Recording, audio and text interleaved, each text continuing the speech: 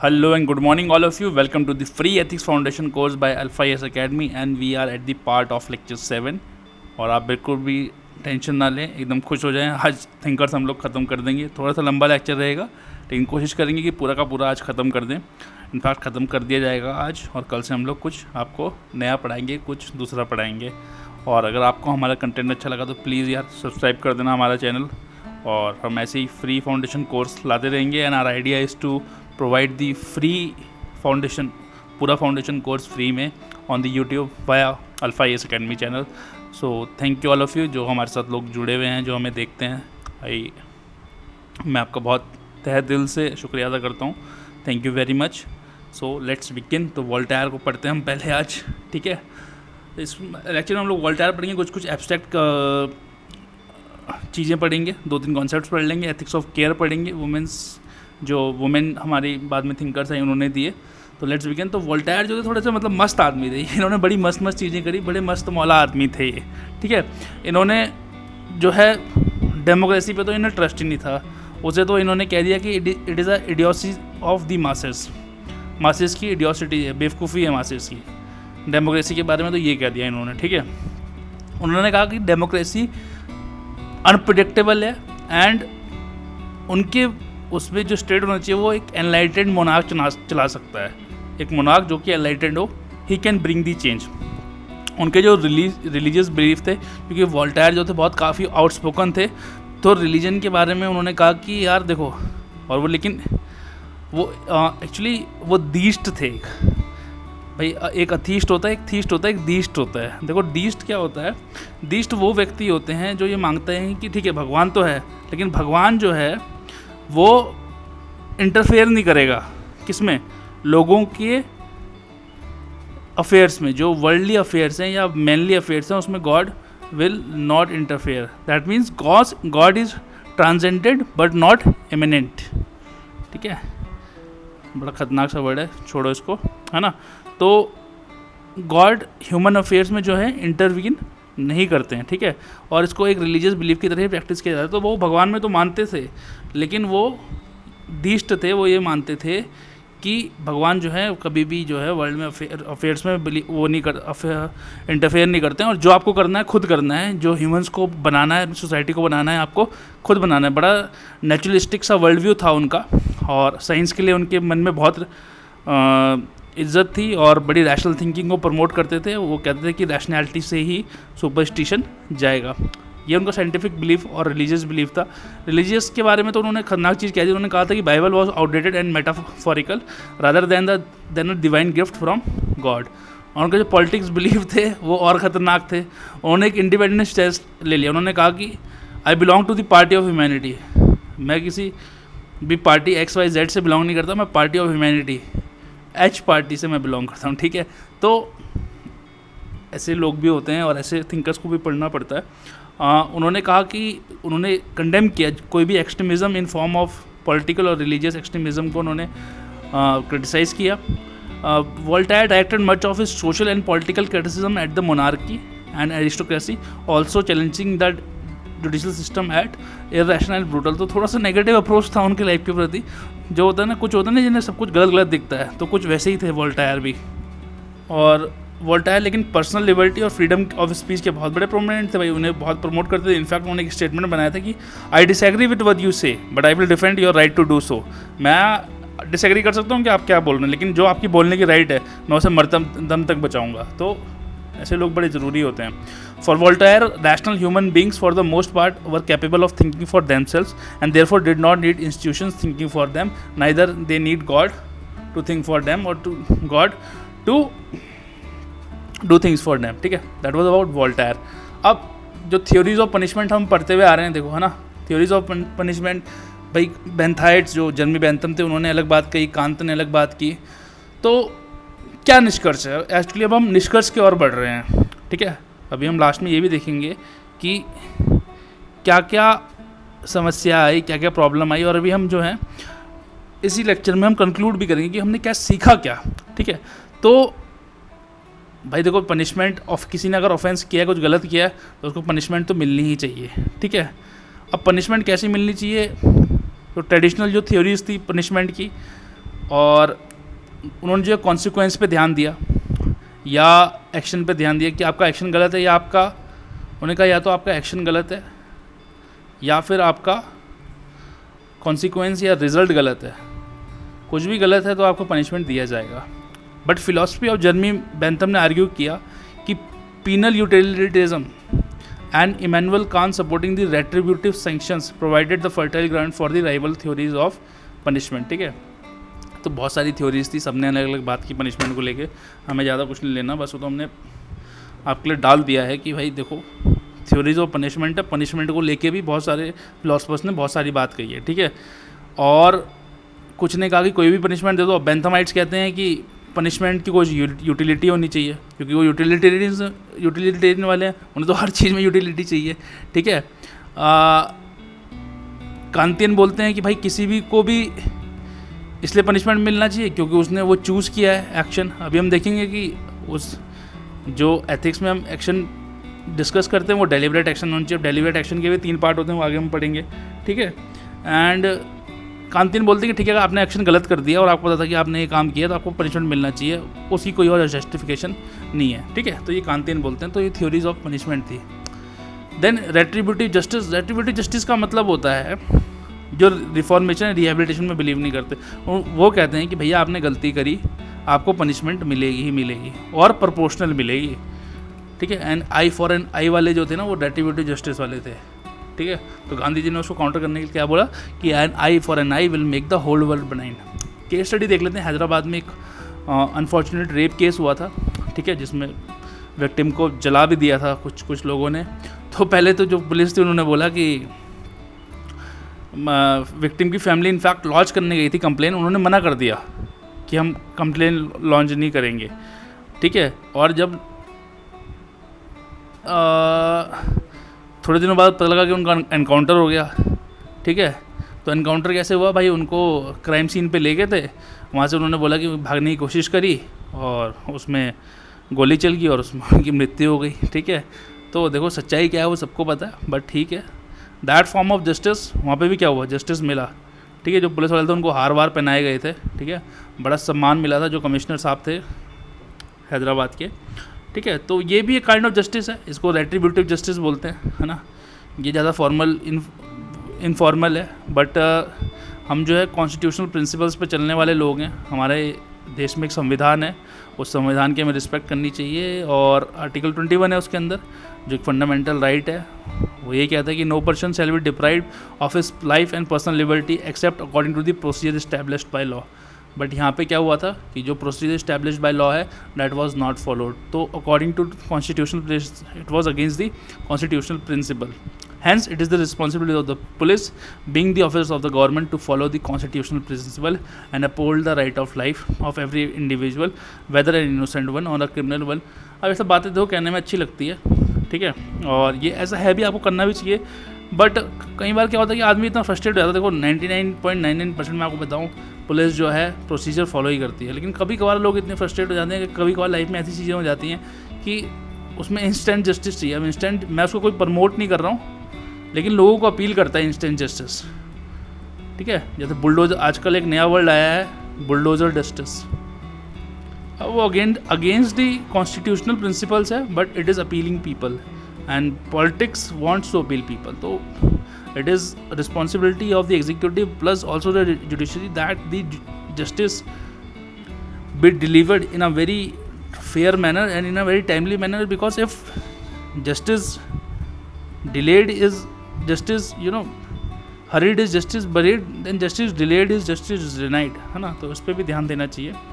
Then हम Nelson Mandela जी के बारे में पढ़ लेते हैं। आपको पता ही है 16-17 साल जेल में रहे, और उनसे पूछा गया कि भैया आपको बंद रखा, तो उन्होंने कहा कि मेरे थॉट्स को थोड़ा ना कोई बंद रख सकता है। तो प्लूरल डेमोक्रेसी के लिए उन्होंने लड़ाई लड़ी, एंटी अपार्थाइड मूवमेंट को उन्होंने सपोर्ट किया। ठीक है, अगेंस्ट दी, वो किसी भी डिस्क्रिमिनेशन के खिलाफ थे। He advocated a society in which all races, languages and opinions could live together in harmony and with equal opportunities, है ना। एंड उन्होंने साउथ अफ्रीका को डेमोक्रेसी में ट्रांजिशन किया जब वो प्रेसिडेंट बने वहाँ के। और Mandela was had very clear objectives in that he was committed to ending apartheid, a terribly unjust society, whether in politics और इन रिलेशनशिप्स कंप्रोमाइजिंग और नेगोशिएटिंग आर एसेंशियल टूल्स, है ना। लाइफ में या कहीं भी आपको दोस्ती में, है ना, कहीं भी आपको लाइफ में कंप्रोमाइज़ करना पड़ता है, जॉब में, और नेगोशिएट करना पड़ता है। तो उन्होंने बोला कि ये दोनों बड़े एसेंशियल टूल्स हैं आपकी लाइफ में। According to him you must not compromise your principles but you must not humiliate the opposition, है ना। आप कंप्रोमाइज़ मत करो बट यार आप किसी को ह्यूमिलेट भी मत करो, अपने अंदर ह्यूमिलिटी रखो, है ना। आप सादे बन के रहो, सिंपल बन के रहो। No one is more dangerous than one who is humiliated, है ना। And reconciliation and negotiation were far more effective and powerful weapons that should never be forgotten. तो उन्होंने कंप्रोमाइज़, नेगोशिएशन, रिकन्सिलिएशन, इन सब पे ज़्यादा ध्यान दिया। उन्होंने इसको बताया कि ये बहुत, इसी से जो भी ह्यूमन कन्फ्लिक्ट्स हैं या प्रॉब्लम्स हैं उसको रिजॉल्व किया जाना चाहिए। फिर मार्टिन लूथर किंग जूनियर आए थे अमेरिका में, ठीक है, और उन्होंने भी वहाँ पे एक टाइप की वेव चलाई। He believe that a person worth should not be measured by his और कलर, कल्चर और class but rather by his commitment, his और her commitment to making a life better life for all, ठीक है। वो दूसरे के बारे में क्या सोचता है और वो दूसरों की लाइफ कैसे इंप्रूव कर सकता है, उसके लिए उसको अप्रिशिएट किया जाना चाहिए, उसी के लिए उसको जज किया जाना चाहिए। तो उनकी प्रिंसिपल वैल्यूज़ थी that you should have courage. In fact उन्होंने बहुत सी बात बोली कि he believe that if you had nothing you are willing to die for, you had nothing you are living for, है ना। कितनी ब्यूटीफुल बात है। नॉन वायलेंस को उन्होंने एडवोकेट किया, जैसे गांधी जी ने इंडिया में किया। डेमोक्रेटाइज कर दिया था अमेरिका को। As such his greatest achievement is without doubt his non violent struggle against injustice. तो he was like Gandhi ji is to India, ठीक है, he was to US. Justice के बारे में उन्होंने कहा कि injustice anywhere in the world is a threat to justice everywhere and has to be confronted. Concept of democracy necessarily compelled future action against injustice. Human dignity के बारे में कहा कि सभी लोग डिजर्व करते हैं to be treated equally and respect simply because they are human beings. Faith के बारे में उन्होंने कहा कि eventually right will prevail because universe is founded upon justice. He challenge the social and political injustice of American societies with ideas and values that met the demands of contemporary humanism and inclusive emancipation, ठीक है। तो ये सब उनकी values थी और आपको भी ये वैल्यूज़ दिमाग में रखनी है। अब एक नई फील्ड ऑफ एथिक्स आ गई, थोड़ी सी कंटेम्प्रेरी है, जिसको फेमिनिस्ट एथिक्स या एथिक्स ऑफ केयर बोला। इन्होंने जो है, जो नॉर्मेटिव एथिक्स थे, जो अभी तक करेज होना चाहिए, जस्टिस होना चाहिए, इन्होंने जो है उसको धुआं कर दिया, ठीक है। उन्होंने बोला कि ऐसा नहीं है, ठीक है। वो उन्होंने कहा कि ठीक है यार, वो सब भी ज़रूरी है, लेकिन ऐसी बात नहीं है। There are more values and more things which should be taken care of, और जो आपके अंदर होनी चाहिए। तो फेमिनिस्ट एथिक्स की जो मेन थिंकर्स थी वो थी Carol Gilligan, Claudia Card and Alison Jaggar, ठीक है। इन्होंने जो है, जो नॉर्मेटिव एथिक्स थे उसकी ऐसी तैसी कर दी। It was an attempt to revise, reformulate and rethink traditional ethics. Feminist have developed a wide variety of gender centre approaches to ethics. उन्होंने जो है यूटिलिटेरियन कांतिन एथिक्स को बोला कि ठीक है भाई ये होना चाहिए, बट उन्होंने डिफरेंट एथिक्स दिए। उन्होंने कहा कि the feminist ethicist have developed different perspective focusing on, उन्होंने कहा केयर भी ज़रूरी है, उन्होंने रिलेशनशिप्स पे ध्यान दिया, उन्होंने एम्पैथी पे ध्यान दिया, उन्होंने कंपैशन पे ध्यान दिया, उन्होंने आप रिलेशन अच्छे करो, है ना, उस पर ध्यान दिया। अब नॉर्मेटिव एथिक्स में तो युधिष्ठिर बहुत अच्छे थे, लेकिन अगर आप एथिक्स ऑफ केयर में आएंगे ना, तो युधिष्ठिर को जो उन्होंने वुमेन को कर्ज किया था, उसके लिए भाई जो फेमिनिस्ट एथिक्स है उसे माफ़ नहीं कर सकती हैं। तो देखो कंटेम्प्रेरी एथिक्स में अब युधिष्ठिर अपने टाइम पे एपिटोन थे एथिकल एथिक्स के, है ना, धर्मराज थे, जिन्होंने धर्म पे राज था, राजा थे धर्मा के। लेकिन जब अब कंटेम्प्रेरी टाइम्स में उनको देखोगे आप, तो अब वो युधिष्ठिर भी गलत हो गए। तो समय के साथ सब बदलता है, समय के साथ लोग सही और गलत होते रहते हैं। तो उन्होंने देखो फोकस किस पे किया, उन्होंने कहा कि care as well as instead of justice पे उन्होंने केयर पे आप ध्यान दें। The need to develop ethical attitude such as empathy and affection, emphasis on terms like dependence and responsibility. देखो उन्होंने, अब ऐसे मान लो डिपेंडेंस गलत है, लेकिन उन्होंने कहा कि रिलेशनशिप में अगर आपको इंडिविजुअली आगे बढ़ना है, एज अ सोसाइटी आपको बढ़ना है, तो आप लोग आपस में डिपेंडेंट हैं, आप सबकी एक रिस्पॉन्सिबिलिटी है, और उस रिस्पॉन्सिबिलिटी को जब आप निभाएंगे तभी आप एक बेहतर समाज की स्थापना कर सकते हैं। ठीक है। The fundamental significance of relationships in moral decision making, the significance of special ties that bind when making moral decision, one may have different moral responsibilities to people, one is close to then to others, ठीक है। The unique context bound and specific nature of each moral decision, ठीक है, ये सब पे ध्यान दिया उन्होंने, ठीक है। ट्रेडिशनल व्यू क्या कहता है, देखो ट्रेडिशनल व्यू क्या कहता है कि भाई वुमेन जो लेस एथिकली कम्पिटेंट है, या वैसी एथिकली कम्पिटेंट छोड़ो, उन्हें तो माना जाता है कि वो कम्पिटेंट ही नहीं है मैन के बराबर, या उनके अंदर कोई भी कम्पिटेंस नहीं है, चाहे वो लीगल कम्पिटेंस हो, कोई भी हो। तो इन सबको जो है फेमिनिस्ट एथिक्स ने तोड़ा। उन्होंने कहा कि ठीक है, हम आपकी बात जो आपने बात की वो उससे सहमत हैं, बट जो आपके अंदर बायसेस हैं वुमेन को लेके, हम उससे सहमत नहीं हैं। उन्होंने कहा कि आप एरिस्टोटल से कांत पे चले जाओ, सिगमंड फ्रॉइड, लॉरेंस कोहलबर्ग, जिन्होंने स्टेजेस ऑफ मॉरल ऑटोनॉमी को समझाया, उन्होंने कहा कि सबके वर्क में जो है there was a biased against women, है ना। एरिस्टोटल ने करेज पे एम्फेसिस किया, कांत ने मॉरल ऑटोनॉमी पे एम्फेसिस किया, बट केयर पे किसी ने नहीं किया, अफेक्शन पे किसी ने नहीं किया, एम्पैथी की बात लोगों ने की, डिपेंडेंस पे किसी ने नहीं किया। तो क्योंकि ये सब जो है एक सब वैल्यू कंसिडर की जाती थी कि ये वुमेंस की वैल्यू हैं, और जो वुमेंस की वैल्यूज़ हैं वो कमज़ोर हैं या छोटी हैं, तो उन्होंने बोला कि यार ये सही नहीं है, ये गलत है। तो फेमिनिस्ट थिंकर्स को लगा कि मेल बायस्ड हैं ये सब, ठीक है।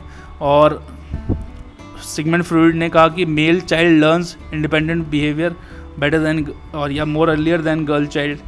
तो उन्हें ये भी बुरा लगा, तो उन्होंने कहा कि ठीक है भाई, देखो हम अपना एथिक्स देंगे, and that was called the ethics of care, ठीक है। Then generally there is also classification of preferences and behaviour traits associated to female and female, ऐसा कि भाई मेल ऐसे ड्रेसअप करेंगे, फीमेल ऐसी करेंगी। जैसे मेल जो क्या एसोसिएटेड है पावर से, मोर फॉर्मल होते हैं, ऑटोनमी होती है, इंडिपेंडेंस होते हैं ना। आप सब जो लड़के होंगे वो घर में कितनी इजीली आ जा सकते होंगे, पता रात को 1-1 बजे तक पार्टी करते हैं, पापा कुछ नहीं कह रहे हैं, और आप वहीं आपकी बहन होगी या कोई आपकी भाभी होगी, आपकी मम्मी होगी, वो 10 बजे के बाद घर पे बाहर आ जाते हैं, 50 कॉल आ जाते हैं, पापा वहीं उन्हें लेने पहुंच जाते हैं। तो ये क्या है, उनके अंदर उनके पास ऑटोनमी अभी भी नहीं है। इंडियन सोसाइटी अभी भी थोड़ी सी कंजर्वेटिव है इस मामले में, ठीक है। तो मेल्स को जो करेज, ऑटोनॉमी इन सब से जोड़ा जाता है, और फीमेल्स को कैसे कंपैशन, थोड़ा इनफॉर्मल है, इंटरडिपेंडेंस है, केयर है, रिस्पॉन्सिबिलिटी, सब चीज़ जुड़ा जाता है। तो फीमेल जो एथिसिस्ट थी उन्होंने बोला देखिए आपकी जो वैल्यूज़ हैं वो ठीक है, लेकिन ये जो वैल्यूज़ हैं ये भी इक्वली इंपॉर्टेंट है। ऐसा नहीं है कि आपको ये नहीं चाहिए, इसके बिना आपका काम चल जाएगा। दस the ethics of care came into being, ठीक है। Now in modern days this view may not sustain because female can also have rational thinking. आज के टाइम पे देखो समय तो बदल गया है, लड़कियां हर क्षेत्र में लड़कों को चुनौती दे रही हैं, अपना जो उनका ड्यू था, शेयर जो था वो वापस ले रही हैं, एक इक्वल जेंडर की तरह उभर के आ रही हैं।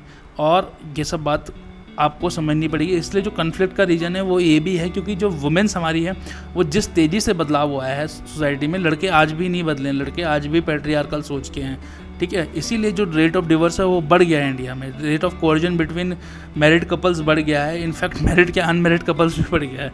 क्यों? क्योंकि हमें ये सब कहने में अच्छा लगता है, लेकिन आज भी हम अपनी वुमेन्स को पावरफुल होना डाइजेस्ट नहीं कर पाते हैं, क्योंकि उनमें अब वो डोमिनेंस दिखाने लगी हैं, उनके अंदर इंडिपेंडेंट बिहेवियर है, करेज है, अथॉरिटेटिव है। लेकिन ये पहले ये वैल्यूज़ सिर्फ मेन से जोड़ी जाती थी, आज वुमेन के पास भी ये वैल्यूज़ हैं, ये चीज़ें वो कैरी करती हैं, ठीक है। अब कुछ नहीं था क्योंकि सोशलाइजेशन वैसी थी, लड़कियों को वैसे बाहर नहीं जाना, है ना, ये नहीं करना, वो नहीं करना, तो आपको बड़ा डोसाइल सा रहना है ना, काम नहीं करना, ज़्यादा बाहर नहीं जाना, घर के बाहर नहीं जाते, 10 बजे के बाद बाहर नहीं जाना। बट ये सब अब चेंज हो गया है फॉर देम, और उसी को एथिक्स ऑफ केयर बोला गया। For them ethics should be view based on feelings and care, है ना। इसलिए जो है जो एथिक्स ऑफ केयर है वो जल्दी से किसी को जज करने से भी बचता है, पता है। वो किसी के एक्शन को, जैसे एक्शन और वहाँ डियोंटोलॉजी और टीलोलॉजी की बात कर रही थी, एथिक्स ऑफ केयर तो दूर है। एथिक्स ऑफ केयर बोलते हैं यार क्यों किसी को जज करें, हम किसी की क्या कंडीशन है, किसी को क्या प्रॉब्लम है, हम कैसे समझेंगे। तो उन्होंने कहा कि our ethics is based on feelings and care. In fact Indian philosophy में बुद्ध और विवेकानंद जी ने कई बार बात करी ह्यूमन वैल्यूज़ की। ह्यूमन वैल्यूज़ फीलिंग्स और केयर पे बेस्ड होती हैं, जो एक इगैलिटेरियन सोसाइटी की स्थापना करेंगी, ठीक है। बाकी एरिस्टोटल का virtue, duty based principal bye Kant, ये तो चल ही रहा था, ठीक है। अब क्यों थोड़ा सा इससे काउंटर ये आ जाता है कि क्योंकि मेल और फीमेल, उसका रीज़न भी यही है क्योंकि मेल और फीमेल थोड़ा बायोलॉजिकली डिफरेंट है, तो socialisation may not be the same for them, है ना। आप सोशली उनको सोशलाइजेशन सेम नहीं कर सकते, कोशिश की जा सकती है कि सेम करें। आज अगर 50% सेम है तो उसको हम लोग 90% तक पहुंच सकते हैं, लेकिन 10% फिर भी थोड़ी सोशलाइजेशन अलग होगी। और लेकिन ऐसा नहीं होना चाहिए कि ये 10% जो सोशलाइजेशन है ये डिसाइडिंग फैक्टर हो जाए लड़के और लड़की के बीच में। उनको भी बराबर अपॉर्चुनिटी मिलनी चाहिए, उन्हें भी बराबर काम करने का मौका मिलना चाहिए। और अब मतलब ऐसा कोई जेंडर बायस होना नहीं चाहिए कहीं भी, ठीक है। और उस पर ही चल भी रहा है, काम चल भी रहा है। वुमेन एम्पावरमेंट की बात करते हैं हम, गर्ल चाइल्ड की, सेव द गर्ल चाइल्ड की बात करते हैं, तो ये सब जो है आ रहा है सोसाइटी में, हल्के हल्के बदलाव आ रहा है। तो डिस्टिंक्शन देख लेते हैं एथिक्स ऑफ केयर और एथिक्स ऑफ जस्टिस में क्या है। कैरल गिलिगान है, जो मैंने आपको पहले बताया, उन्होंने ये डिस्टिंक्शन दी थी। According to her, under the ethics of justice man जज themselves guilty if they do something wrong, whereas under the ethics of care women are reluctant even to judge the action। ठीक है, समझ रहे हो। मैंने आपको बताया था कि एथिक्स ऑफ जस्टिस में तो आदमी गलत करता है, उसे लगता है मैंने गलत कर दिया, गिल्टी हो रहा है, ठीक है। एथिक्स ऑफ केयर में वुमेन जो है समझती हैं कंटेक्स्ट को, कि वो जज भी नहीं करती हैं किसी के एक्शन को जल्दी। उन्हें लगता है कि यार हो सकता है उस व्यक्ति की कोई समस्या हो, कोई दिक्कत हो, तो क्यों जज करें हम, ठीक है।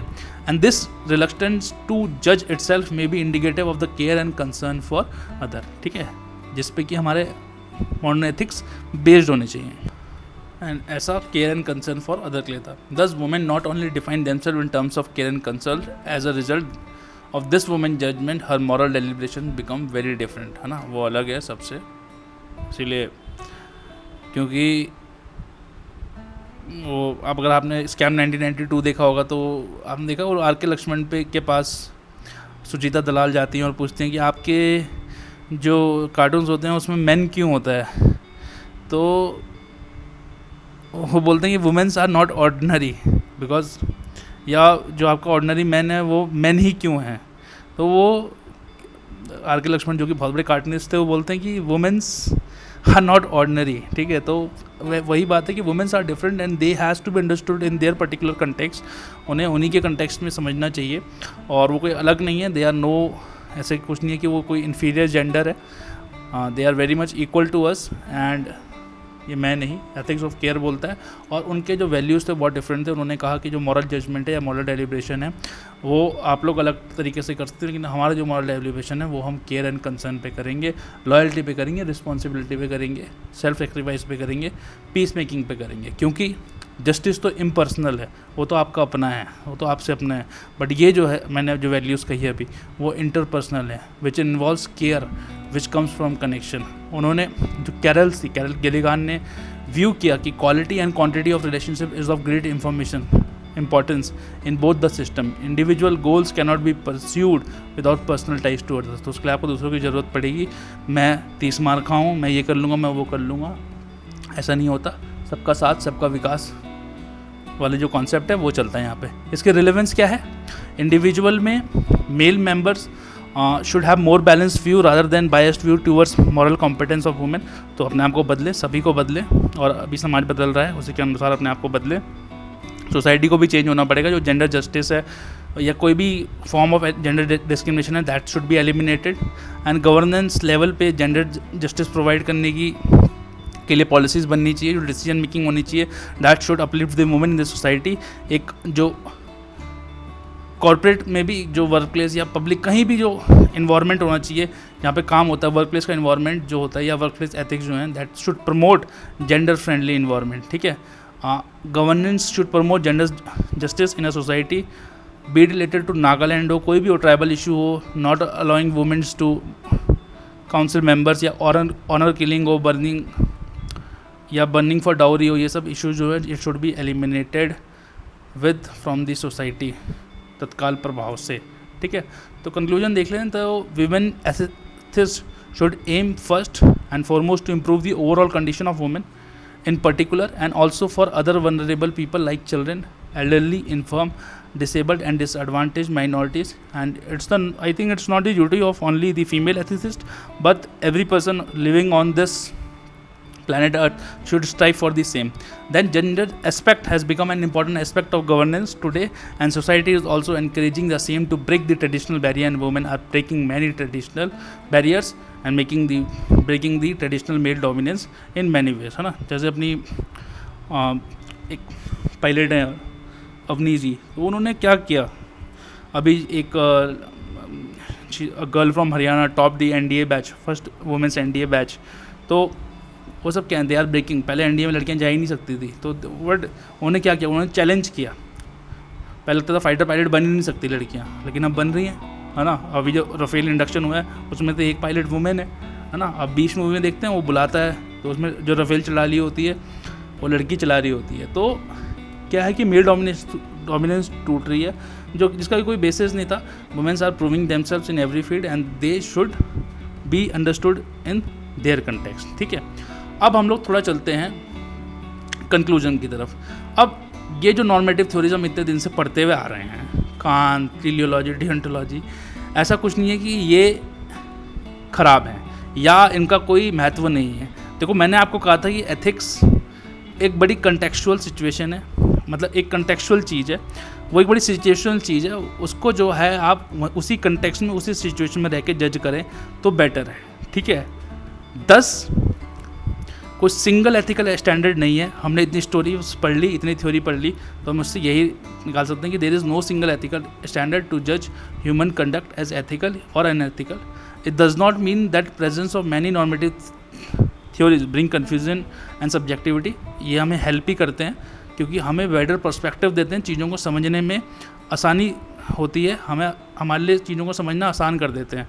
ठीक है, वो हमें डाइवर्सिटी समझाते हैं, कॉम्प्लेक्सिटी समझाते हैं, डायनामिज्म समझाते हैं एथिक्स का, और हमारी नॉलेज को एडवांस करते हैं. तो ऐसा नहीं है जो नॉर्मेटिव एथिक्स हम पढ़ते हुए आ रहे हैं वो किसी काम के नहीं है, वो बड़े काम के हैं, वो ऐसी चीज़ें प्रमोट करते हैं. Human deals with many different situation, therefore presence of many normative theories will be helpful to deal with that situation. ठीक है, and ethical scrutiny of human conduct today. मैंने कहा था कि युधिष्ठिर कितने सारे नॉर्मेटिव एथिसिस्ट के अकॉर्डिंग सही है, लेकिन अब जब हम एथिक्स ऑफ केयर में आए तो वो गलत हो गए.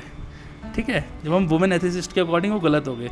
इसीलिए एथिकल जो स्क्रूटनी है ह्यूमन कंडक्ट की टुडे, वो बहुत सारी चीज़ों को कंसिडरेशन में लेती है, और आपको हर चीज़ पे खड़ा उतरना है. अब जो स्कोप है वो वाइडर है, नैरो नहीं रह गया है.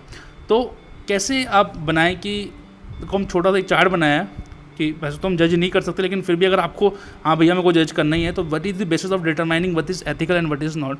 तो पहले आप establish standard by normative theories को देखें, फिर आप अप्लाइड एथिक्स को देखें, ethics standard on applied context. Then determinant of ethics को देखें कि ऑब्जेक्ट का नेचर कैसा है, जैसे सिविल सर्विसेज रूल्स या वैल्यूज़, ये वो क्या है, ऑब्जेक्टिव वैल्यूज़ है, उसको देखें, और कॉन्सिक्वेंस देखें एक्शन का. तो इन सबको जब आप चेक कर लोगे, तो जब आप इन सबको ऐड करके जो भी चीज़ आपको मिलेगी, इन सबको एनालाइज करके आप पता लगा सकते हो कोई भी एक्शन जो है एथिकल है या नहीं है. ये कोई परफेक्ट टेस्ट नहीं है, बट हाँ ये एग्ज़ाम में आप डायग्राम बना ही सकते हो कम से कम. ठीक है, तो अब हम पढ़ लेते हैं कौन से ह्यूमन एक्शन स्क्रूटनाइज होने चाहिए. वैसे तो ऑलमोस्ट सारे ही चीज़ ह्यूमन एक्शन स्क्रूटनाइज होते हैं, लेकिन ये बोला गया कि human actions which are deliberate, जो डेलिबरेट हैं उन्हीं को हम स्क्रूटनाइज करें by the point of view of ethics, तो बेटर रहेगा. अब डेलिबरेट कौन से एक्शन है, जिनमें कि जिसकी कि आपको नॉलेज हो, आपकी फ्री विल हो, और आपके अंदर एक वॉलंटरीनेस हो. ठीक है, जब ये चीज़ होगी तब माना जाएगा कि वो एक्शन डेलिबरेट था. नॉलेज मीन्स आप अपने एक्शन के कॉन्सिक्वेंसेस के बारे में फुल्ली अवेयर हैं. फ्री विल कि आप वो के पास है, करना है या नहीं करना है. ठीक है, आपके पास उसको कैसे करना है वो भी आपके पास चॉइस है. और वॉलंटरीनेस मतलब आपको you are willing to do that act और नॉट. ठीक है, तो फ्री विल और वॉलंटरीनेस कुछ सेम ही होता है. ठीक है, आपको वो करने की इच्छा होनी चाहिए, और वो करते वक्त आपके पास ऑप्शन होना चाहिए कि आप उसे विड्रॉ भी कर सको. तो वो फ्री विल हो गया, और आपको उसकी नॉलेज होनी चाहिए. अभी तीनों चीज़ को एडअप करेंगे आप, तो कोई भी एक्शन जब इन तीनों चीज़ों से क्वालिफाई कर जाएगा, तो वो एक्शन डेलिबरेट बन जाएगा. ठीक है, तो उसी को हम जो है स्क्रूटनाइज करें अगर एथिकल पॉइंट ऑफ व्यू से, तो बेहतर है. कुछ सिचुएशन जो लेस डेलिबरेट होती हैं, जैसे इमरजेंसी हो गई, इल हेल्थ है, आपका टेम्परामेंट सही नहीं है, मेंटल सिचुएशन ठीक नहीं है, प्रेशर लाइक सिचुएशन है ना. तो ये सब जो कंडीशन है उसमें जो है हो सकता है आप डेलिब्रेट मैनर में या आपका एक्शन जो डेलिब्रेट ना हो, तो उस पर जो हम एथिक्स को अप्लाई ना ही करें तो बेटर है, लेकिन फिर भी करते हैं, है ना। ऐसा नहीं है उसको छोड़ दें। और अगर हम एथिक्स को ना भी चेक करें तो एप्लीकेशन ऑफ विजडम को चेक कर लें, एप्लीकेशन ऑफ करेज को चेक कर लें, सिंसियरिटी को चेक कर लें, आपके कैरेक्टर को चेक कर लें, जस्टिफिकेशन को चेक कर लें, आपकी पोजीशन को वो कर लें, सीरियसनेस को वो कर लें। जैसे एग्जांपल है, कोई पार्लियामेंट्री है कि यार मुझे पार्लियामेंट्री रूल या रेगुलेशन पता ही नहीं है, या कोई ट्रैफिक पुलिस वाला ये बोले कि मुझे ट्रैफिक रूल्स नहीं पता है, तो फिर सही नहीं है वो, है ना। वो एक्शन डेलिब्रेट है या नहीं है वो तो बात की बात है, लेकिन वो ऐसी बात कह दे तो वो भी सही नहीं है। तो इन चीज़ों पे फिर लेस डेलिब्रेटिव एक्शंस को हम इन चीज़ों पे जज करते हैं, ठीक है। हो सकता है कोई जो मेंटली या फिजिकली फील सही ना कर रहा हो तो उस पर एथिकल स्क्रूटनी हम लगा ना सही नहीं होगा, ठीक है। Then comparison of human nature, ठीक है। अब ह्यूमन नेचर नेगेटिव भी है, पॉजिटिव भी है और बीच में भी है, मिडल पाथ। तो आपकी कुछ कोर कैरेक्टरिस्टिक्स हैं, आप कुछ फील करते हो, आपकी फीलिंग्स है, आपकी एक साइकोलॉजी आप, और वो सब आपका एक बिहेवियर है, और वो हर आदमी के लिए अलग अलग है। तो डिवाइड कर लेते हैं। नेगेटिव इन नेचर में किस किस ने बात करी, कौन कौन से थिंकर्स थे, कौटिल्य, हॉब्स, तो जो नेगेटिव थे थोड़ा ह्यूमन नेचर के बारे में, है ना। हॉब्स क्या बोल गए कि भैया देखो एब्सोल्यूट आदमी जो है अपने आप कॉन्फ्लिक्ट है, अपने आप चला ही नहीं सकता है, उसको स्टेट की ज़रूरत है ही है। सिगमंड फ्रॉयड भी कुछ ऐसे ही कह गए। तो ये सब क्या थे, नेगेटिव थे, ह्यूमन नेचर के बारे में थोड़ा सा नेगेटिव थे, है ना। उन्होंने बोला कि strong government is the best government. फिर कुछ बीच वाले थे जिन्होंने डॉक्ट्रिन ऑफ मीन की बात करी है, तो बुद्धा का मीन मिडिल पाथ, है ना, जैसे बुद्धा जी थे, है ना। मिनिमम गवर्नमेंट मैक्सिमम गवर्नेंस की बात करते हैं जो मोदी जी हैं, तो वो डॉक्ट्रिन ऑफ मोदी जी को भी हम डॉक्ट्रिन ऑफ मीन में रखेंगे। वो भी कोई एक्सट्रीम में नहीं है, ठीक है, वो भी कोई बहुत ज़्यादा स्ट्रॉन्ग स्टेट में बिलीव नहीं करते हैं। देन पॉजिटिव वालों को जिनमें बहुत ही ऑप्टिमिस्टिक थे जो ह्यूमन के बारे में, वो एरिस्टोटल, कांत, गांधी जी, विवेकानंद, रविंद्रनाथ टैगोर, बहुत सारे थे। उन्होंने कहा कि सेल्फ गवर्नेंस होनी चाहिए, गांधी जी ने बोला, ठीक है। And best government is the least government. तो ह्यूमन नेचर को डिफरेंटली इंटरप्रेट किया डिफरेंट थिंकर्स ने डिफरेंट तरीके से, और उनको हमने क्लासीफाई कर दिया ऐसे। बस यही हमारा सोच था, ठीक है, यही हमारा ऑब्जेक्टिव था पूरा इतने दिनों से थिंकर्स को पढ़ने का, ठीक है। Then 2 dimension of human nature gives an understanding that there should be a balance between both, ठीक है। Only value should not be propagated in the society. People should also have the ego satisfaction भी होना चाहिए, है ना। किसने बोला, अब क्या हुआ कि किसने बोला कि आपको ईगो सेटिस्फैक्शन होना चाहिए, है ना। एथिकल ईगोइज्म याद करो, ठीक है। और किसी ने बोला कि नहीं आपको तो सेल्फलेसली काम करना है, वैल्यूज़ प्रोपोगेट करनी है। तो देखो हमने ये सीखा कि हमने बैलेंस बुद्धा वाला पाथ अपनाना है, हमें मिडिल पाथ अपनाना है, हमें doctrine of mean, golden mean वाला, हमें बीच में रहना है यहाँ कहीं, है ना। एथिकल ईगोइज्म और एथिकल ऑल्ट्रुइज्म के हमें बीच में रहना है ना। And state should be strong होना चाहिए बट नॉट थ्रेटनिंग, वो थ्रेटनिंग नहीं होना चाहिए। स्टेट जो है, ठीक है, स्ट्रॉन्ग होना चाहिए, पीपल की अपनी राइट्स होनी चाहिए, लोगों को पास फ्रीडम होनी चाहिए कि वो खड़े हो सके। कि देखो ये हमारा अपना एनालिसिस है, और ये मतलब हमारा अपना एनालिसिस है, मतलब आप एग्ज़ाम में इसको माई पॉइंट ऑफ व्यू लिख कर भी लिख सकते हैं, ठीक है। तो हमारा ये मानना है कि स्टेट स्ट्रॉन्ग होना चाहिए, बट देन लोगों के पास फ्रीडम भी होनी चाहिए गवर्नमेंट को क्रिटिसाइज करने की, गवर्नमेंट के सामने खड़े होने की, ठीक है। और people should enjoy rights but not absolute. जैसे हमारा देखो इंडियन कंटेक्स्ट से आप इसको रिलेट करोगे तो बड़ा आसानी होगा। तो इंडिया में राइट्स हम एंजॉय करते हैं बट हमारी राइट्स एब्सोल्यूट नहीं है, लेकिन स्टेट के पास भी बहुत ज़्यादा पावर नहीं है कि उसे एकदम कर्टेल कर दे। तो एक बैलेंस बना के चल रहा है, और ये बैलेंस ही बहुत ज़्यादा ज़रूरी है सोसाइटी के आगे बढ़ने के लिए। और वही हमें क्या अचीव कराएगा, minimum government and maximum governance चाहिए हमें, ठीक है, जो मोदी जी का सपना है, ठीक है। हम किसी पर्टिकुलर पार्टी को प्रमोट नहीं कर रहे हैं, लेकिन because he is the present incumbent prime minister of India, तो it's better to quote him, और रिलेट करना आपके लिए बेहतर होगा क्योंकि आज के टाइम पे कंटेक्स्ट में उसको समझना बेहतर होगा, ठीक है। तो राइट्स को जो है एब्सोल्यूट नहीं होनी चाहिए, बट ऐसा भी ना हो कि स्टेट उसको आसानी से कर्टेल कर पाए। तो यही हमारा ऑब्जेक्टिव था इतने दिनों से थिंकर्स को पढ़ने का। हमने आपको अपनी पूरी कोशिश की है कि बेहतर तरीके से उसको समझा सकें। अगर हमसे कोई छूट गया हो तो आप ज़रूर हमें कमेंट बॉक्स में बताएं, और हम आपका डाउट क्लियर करेंगे। हमने आपको कंक्लूजन दिया, और कल हम एक नया टॉपिक स्टार्ट करेंगे एथिक्स का। Till then take care, keep healthy, keep smiling, see you, bye bye.